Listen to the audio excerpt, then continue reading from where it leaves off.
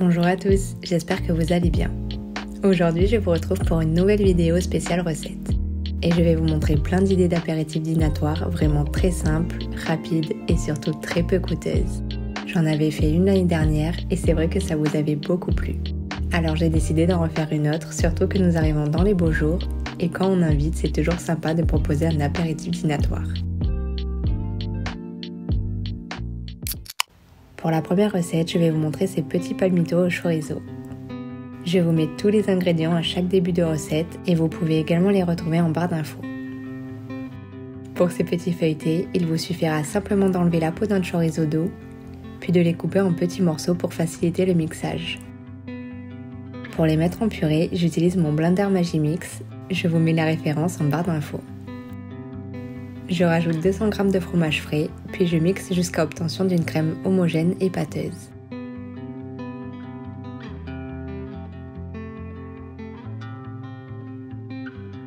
Je déroule ma pâte feuilletée rectangulaire.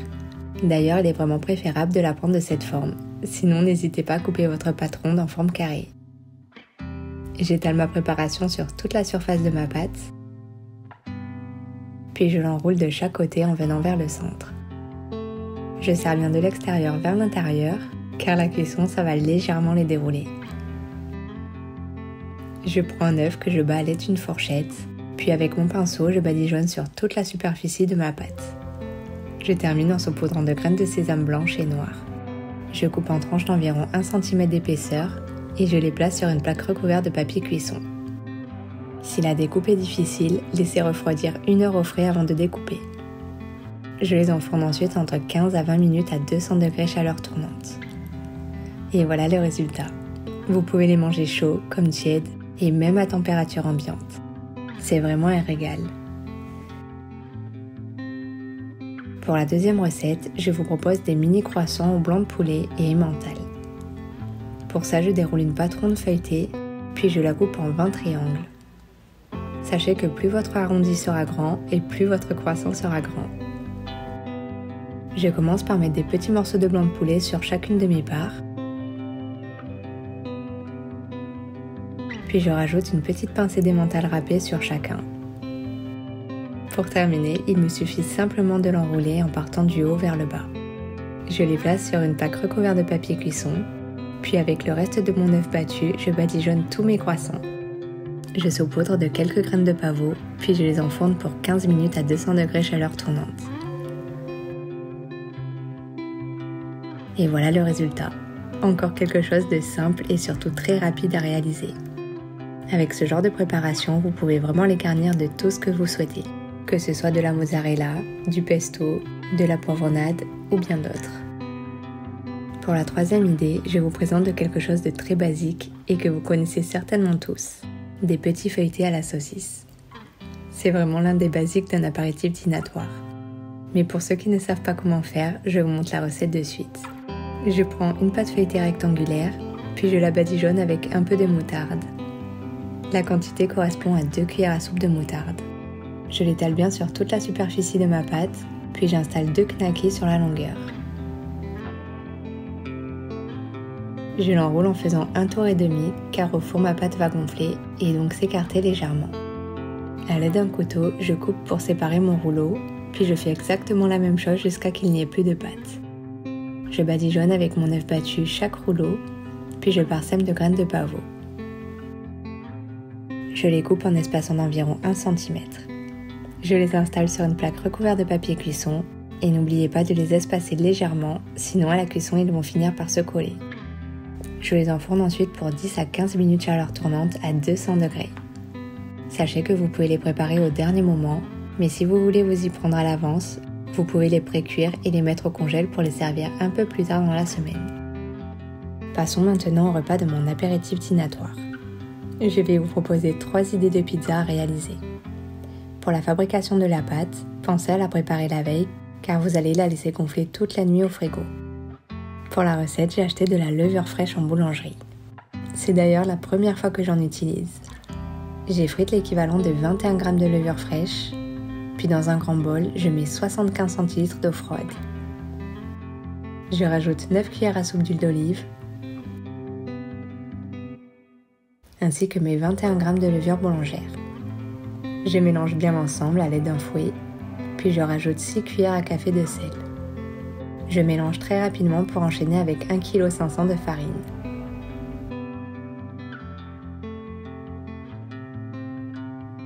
Je pétris bien la pâte jusqu'à former une grosse boule.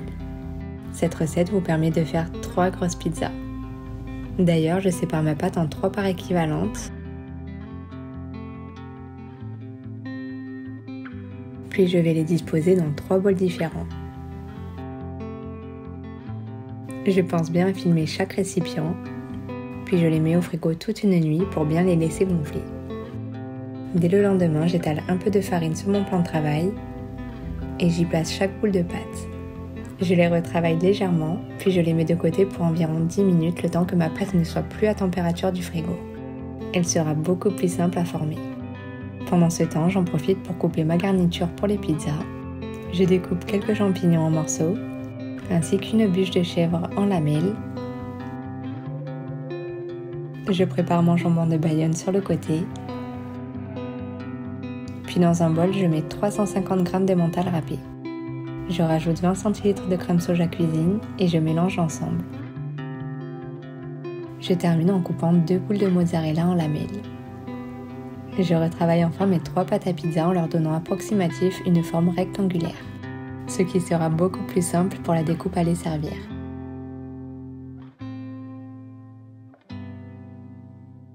Je la place sur une plaque recouverte de papier cuisson, puis je passe à la garniture. Pour ma première pizza, j'étale la moitié de mon emmental râpé crème soja, puis je place mes rondelles de chèvre frais. Je complète en y mettant quelques morceaux de mozzarella. J'assaisonne avec un peu de poivre et d'origan et je termine en y coulant l'équivalent de 3 cuillères à soupe de miel.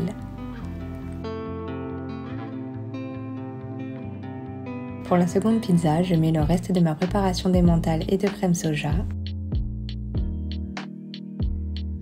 Puis je place généreusement mes lamelles de champignons. Je parsème au-dessus d'un peu d'emmental râpé et comme pour la première, je poivre et je mets un peu d'origan. Pour la dernière pizza, j'ai décidé de la faire à la sauce tomate. Je rajoute mon emmental râpé par-dessus. Je place des rondelles de mozzarella, je poivre et je saupoudre d'origan. Pour la cuisson, je les place au four pour 20 à 25 minutes de cuisson à 200 degrés chaleur tournante.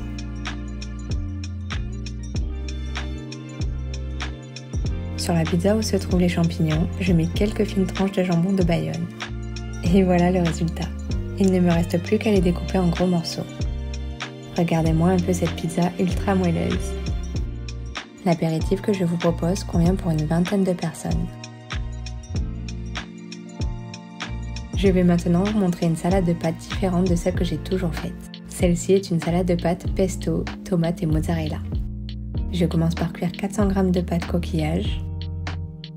Puis pendant la cuisson, je prépare mes ingrédients. Je découpe en petits dés 400 g de tomates. Je coupe ensuite 200 g de mozzarella.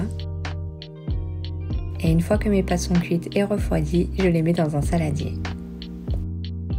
J'utilise cette petite boîte de pesto que vous pouvez retrouver dans toutes les grandes surfaces. D'ailleurs, je la vide intégralement à l'intérieur de ma salade. Je l'ai achetée déjà prête, mais vous pouvez la faire vous-même. Je place mes dés de mozzarella, suivi de mes dés de tomates. L'équivalent d'une grosse poignée de parmesan râpé, et je mélange le tout. Ma salade de pâtes est enfin prête. Franchement, craignant le pesto, je peux vous dire que cette salade est vraiment délicieuse. Au niveau du fromage, je vais vous montrer ma composition pour un plateau simple et rapide. Je commence par mettre dans un petit contenant une grosse cuillère à soupe de confiture de figues. Dans un autre récipient, je mets une cuillère à soupe de fromage frais que j'ai d'ailleurs utilisé pour mon premier apéritif de cette vidéo, puis je coupe un peu de ciboulette dessus. Dans le dernier contenant, je mets quelques noix de cajou. Je place ensuite mon fromage qui est du brie, puis je place une bonne poignée de raisins secs. Je rajoute une bonne poignée de noix. Je mets également un peu de salade roquette. Et je termine en plaçant quelques morceaux de pain tranché. C'est très simple et rapide à faire, ça vous prend vraiment quelques secondes à présenter. Passons maintenant aux recettes dessert. Je vous avais proposé cette recette dans une vidéo précédente et c'est vrai que j'avais vraiment aimé ces petits palmitos. Du coup, j'ai décidé d'en refaire pour cet apéritif dînatoire. Je commence par déplier ma pâte feuilletée, puis je saupoudre d'un peu de sucre sur toute la surface de ma pâte. À l'aide d'un rouleau, j'aplatis le sucre dans ma pâte, puis je la retourne pour faire exactement la même manipulation. Je saupoudre à nouveau de sucre, puis j'aplatis avec le rouleau. Je rabats en enroulant les deux extrémités vers l'intérieur de ma pâte, puis je la coupe en espaçant d'environ 1 cm entre chaque morceau. Je place mes petits cœurs sur une plaque recouverte de papier cuisson, et comme d'habitude, je les espace bien car ça va gonfler au four. Je les enfourne pour 9 minutes à 200 degrés chaleur tournante. Pensez bien à surveiller la cuisson car ça peut dorer très rapidement.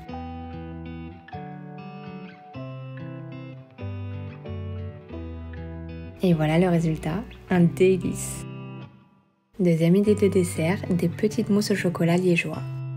Je commence par faire fondre au micro-ondes l'équivalent de 200 g de chocolat dessert noir. Puis je sépare 6 jaunes des blancs d'œufs. Je monte mes blancs en neige. Puis une fois que mon chocolat est fondu, je rajoute 2 sachets de sucre vanillé ainsi que mes 6 jaunes d'œufs. Je mélange ensemble jusqu'à ce que ma pâte soit bien homogène. Je rajoute petit à petit mon blanc d'œuf. Le fait de rajouter mes blancs en neige par étapes permet vraiment que la mousse reste bien aérée.